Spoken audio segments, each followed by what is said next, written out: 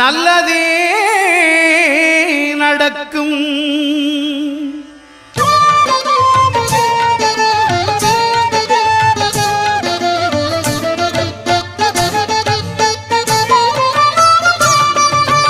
ஒன்பது கோளும் ஒன்றாய் காண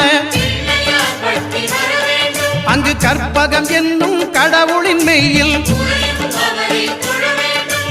ஒன்பது கோளும் ஒன்றாய் காண